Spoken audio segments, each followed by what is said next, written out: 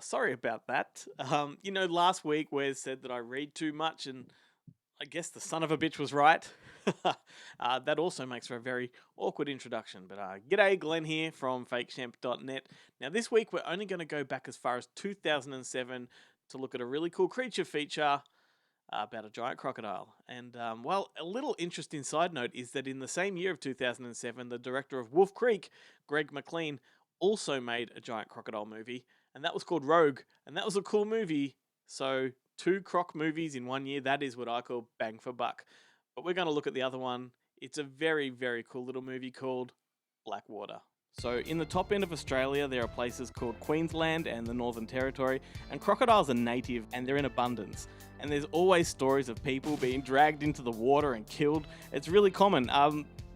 That's a glowing endorsement of our tourism, I know, but seriously, come here, visit us, it's awesome.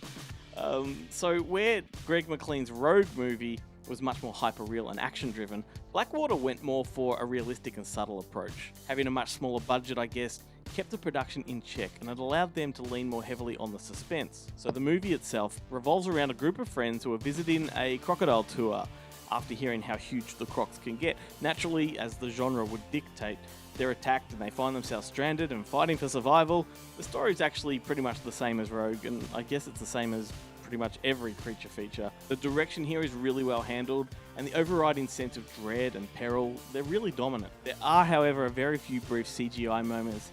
They look a little bit hokey, and one shot that you'll see at the end of this trailer is pretty much the extent of it, so there's no real concern it doesn't affect the impact of the movie. If you love creature features, then you have to track it down.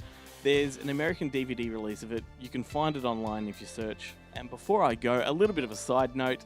This movie was actually considered to be the first of Andrew Traucki's creature feature trilogy, with the other two follow-up movies being The Reef, which was a really cool shark movie, and The Jungle, which was actually a pretty average found footage film about people being stalked by a leopard. Good concept, not well executed. Anyway, if you're a completist like I am, then buy them all regardless. I'm a sucker for crocodile and alligator movies, and as a fan, I recommend that you join the bandwagon, get on board Blackwater. You can tell that I love that movie. In fact, I love them both, so if you're a self-respecting horror fan, make sure you add them both to your collection. They are so fun. And the exciting news is that the director has come back for number 2. We've got Blackwater Abyss, which will be hitting screens hopefully this year. It's a movie about a group of people that are deep cave diving and get stuck at the bottom of a cave with crocodiles. And what's not to love about that? I'm excited. In the meantime, I have a brand new podcast I need to plug.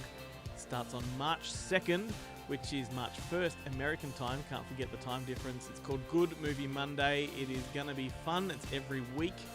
And check it out. Like the Facebook page and get on board. And I'll catch you next time.